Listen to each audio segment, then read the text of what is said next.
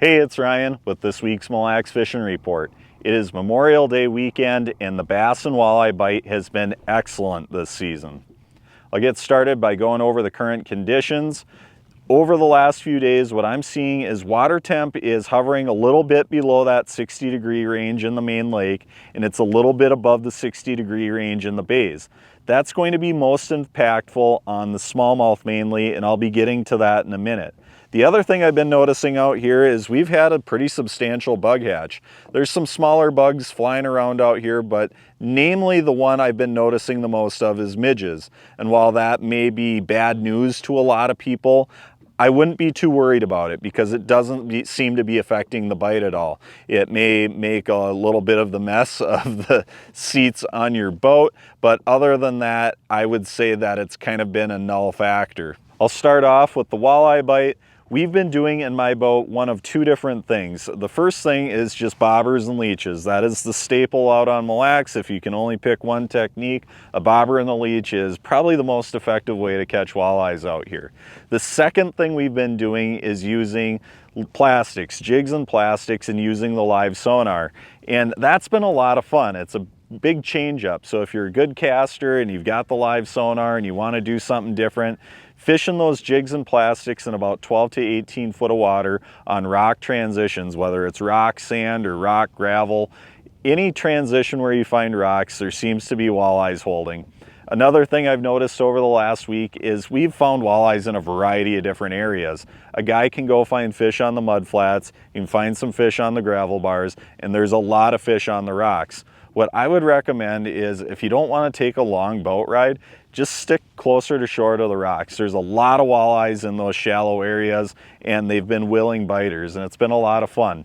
As far as the size of fish that we're getting out here, I've noticed a big range in sizes. We're catching fish anywhere from 14 all the way up to those big ones. We're seeing more of those fish in that 25, 26, and 27 inch ranges here.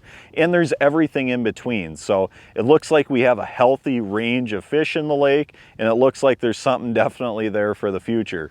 Moving on to the smallmouth, like I said right at the beginning, the smallmouth bite has been hot out here.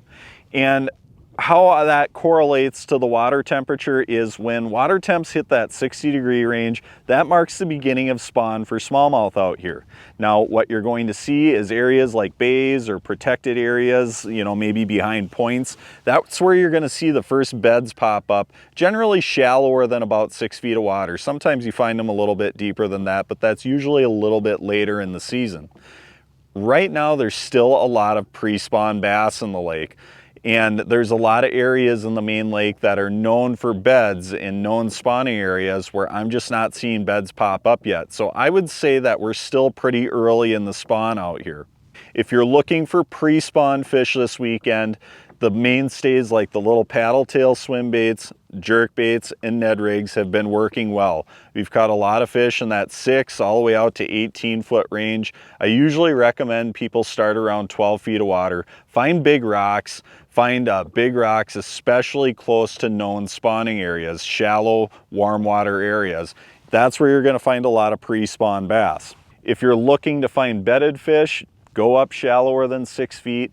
The two techniques that I like to use best are either going to be the Ned rig, which is my favorite, or it's going to be a drop shot, which happens to be a little bit easier to use for a lot of people. The reason I really like these two baits is not only do they just get picked up and eaten right away by a bedded fish, but they're minimally invasive. You know, you don't need to pull out the big rig tackle to catch a fish off a bed. In fact, I would say that the hookup and landing ratio using those small light wire hooks is actually better than it is than using, you know, a big heavy 5/0 jig. And it does a lot less damage to a fish. So keep that in mind when picking a technique. The smallmouth, they'll bite a variety of baits on a bed. They're, you know, a little susceptible at this time of year.